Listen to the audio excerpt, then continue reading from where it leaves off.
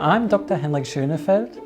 I'm Senior Lecturer in Sustainable Architecture at the Kent School of Architecture and Planning, and my current research project is based at the Houses of Parliament. Of course, we are all very familiar with this site of the palace, but there's one aspect of the building that people are less familiar with, and this is the fact that its many towers, which you can see here, including the Victoria Tower over there and the clock tower on this side, are not just architectural embellishments, but they are functional features of a 19th century ventilation system. The primary aims of the project is to develop a detailed and critical understanding of the original 19th century ventilation system and the way it had shaped the architecture. But what's significant about the palace is the degree to which technology was allowed to influence its architectural design, both internally and externally. So we are currently inside the Lord's debating chamber, which illustrates very clearly how these ventilation requirements had actually shaped the detailing of ceilings, floors and the galleries. So when we're looking up on the chamber, we can see, for instance, that there is gilded lettering around the edge of each of these square panels. They were actually carved to be permeable to air because these were vents. These were used to extract the hot air from the House of Lords through the ceiling. And on the top of each of these panels, you might have noticed a small little Tudor roses. And they are actually carved to allow fresh air to be injected through the coving of that gallery. So this is really an interesting essay of actually how the Victorians integrated utilitarian requirements within the architectural design of the interiors. What Henrik's research really gives us is a complete insight into all the historic voids, and that's important for us for many reasons. One of the driving things for the programme is to replace all the mechanical and electrical infrastructure. So that's everything that you need to keep a building running. Lots of that will run through all those old historic voids, so have a complete map of where they all are is vital. So here we got a rare example of the original 1840s cast iron flooring, and studying and understanding their purpose will help us to, in the Restoration Renewal Programme, to understand how far we can actually work with those historic features again. Would it be possible, for instance, to actually reutilize these historic methods of air inlets in the new design of the palace? The part of the research is to explore how a knowledge of these historic principles of environmental design can be used as a basis to develop a new sustainable approach to ventilation and climate control in the palace.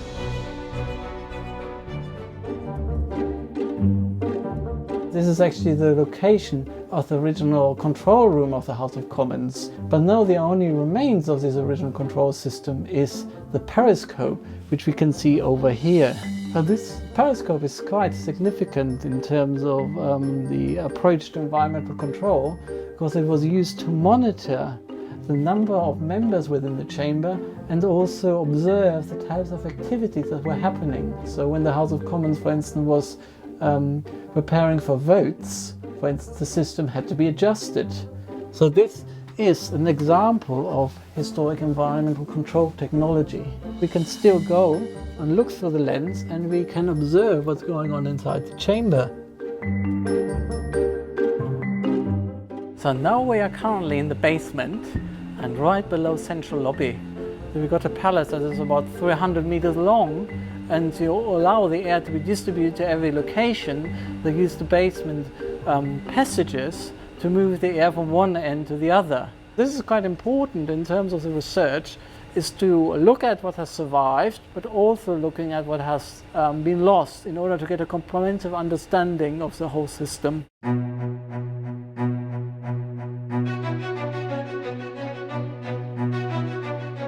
Being able to take Henrik's work and create something like this BIM model, which is a three-dimensional view of what we are, will save enormous amounts of time, enormous amounts of complexity of where we would normally go in on a major project side. Once you've got that scan data, you can then begin to build a model from it. What we're now able to do with Henrik's research is make use of that very useful, very valuable report and studies and research to begin to integrate that information into the model so that we can actually model what you can't see.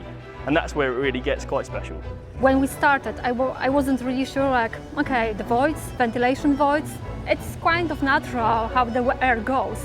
But when we started building it, it makes so much sense that we have fresh air, we have vitiated air, we have smoke air. And it's really amazing. And of course we learn something, we learn a lot, how it works inside the building. So we can use this knowledge for the future work.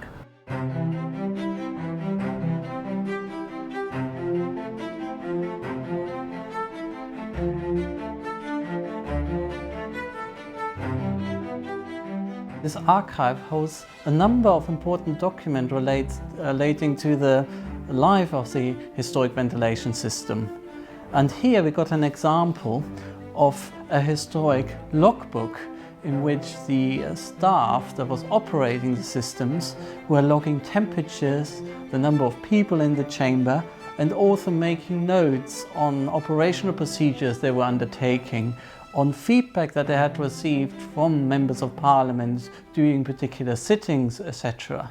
So there are essentially two main reasons why it's important to look at these operational aspects. The first is to actually understanding how historically effective these systems were, and this critical understanding allows us then to re-evaluate these past systems and seeing how far they can be improved and adapted today to meet modern requirements. Henrik's research, I think, has revealed aspects of our understanding of the building, which we understood that there was a ventilating system designed within the fabric of the building. That was known, but exactly how it worked and exactly what it was that made it work was not fully understood. And I think that having that level of specialist technical expertise within the field of conservation allows us to develop a much more sophisticated view of what the Palace of Westminster is. One tends to regard science, technology as having a linear trajectory, that there's a progress and a development. And of course that's a false perception, and often things are developed for very specific reasons. Mechanical air conditioning had a very specific genesis, and it's now quite interesting to be able to go back and say, well, in the middle of the 19th century people were still thinking about how to ventilate and cool buildings.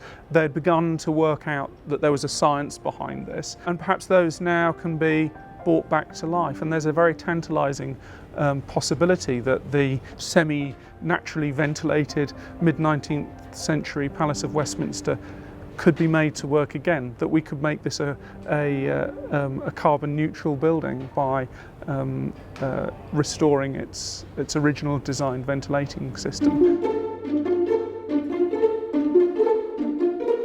The legacy part of all this is not just within the programme and how we plan it going forward, but it will, as far as we possibly can, it will be an open door to other industry, to the wider industry, I should say, to other heritage projects. So all of the work that Henrik's doing here related to this type of building, and then how we apply, and how the fact that what Henrik has learned means that we can get now through this piece a certain type of robotics that maybe doesn't even exist yet, but we can design and build.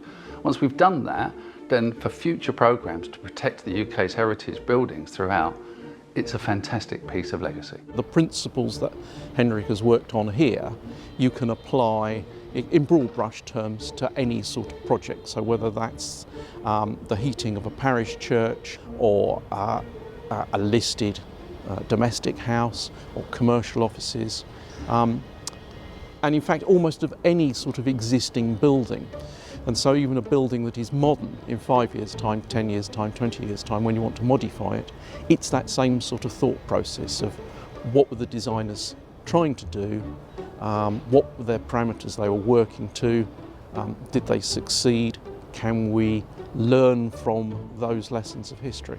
The transferability of now recognising that there is conservation of building services as a specific discipline, as it were.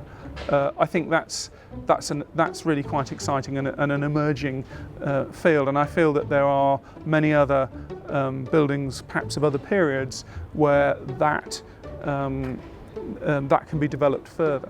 The level of insight that I gained through this type of research also has a practical application and a practical value alongside its scholarly value.